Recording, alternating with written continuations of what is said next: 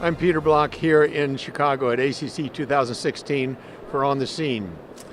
You're seeing an unusual situation. On my left is a cardiac surgeon and I'm an interventional cardiologist, but in fact we're worried about the same issues, and that is how to deal with the mitral valve. Antonio Nenna is from Italy, and he has just reported on an interesting trial concerning approximation of the papillary muscles in patients with ischemic cardiomyopathy versus a ring to repair the mitral regurgitation. So Antonio, tell me about your trial to start with. Hi Peter, thank you.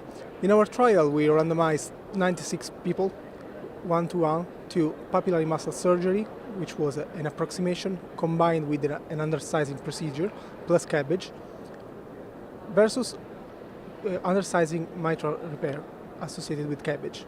Our primary endpoint was the left ventricular end diastolic diameter over a 5 years follow-up.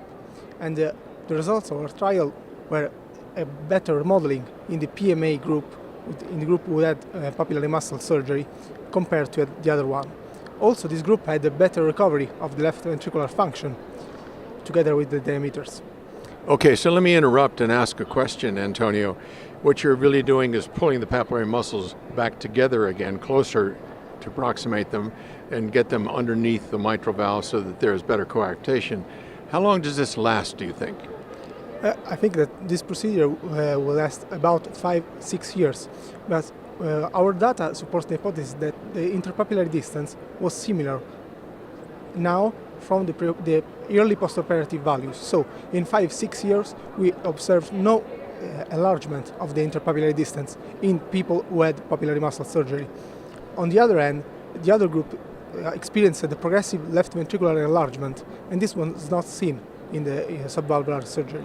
Yeah, perhaps no surprise, because you're really pulling the anterior and posterior portions of the ventricle together a little bit. So tell me, of the two groups, what percentage needed mitral valve replacement or further mitral valve surgery?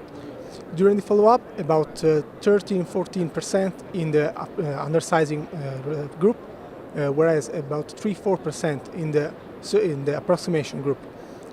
So you really had a significant improvement in patients that had the approximation. So tell me, Antonio, going forward, this is an interesting technology. What do you see for cardiac surgeons and for patients? What are you going to tell them now going forward?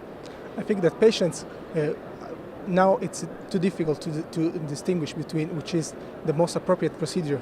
But future trial will help us in describing this, the importance of papillary muscle surgery, and maybe cardiac surgeons should improve their techniques to perform papillary muscle approximation in the near future.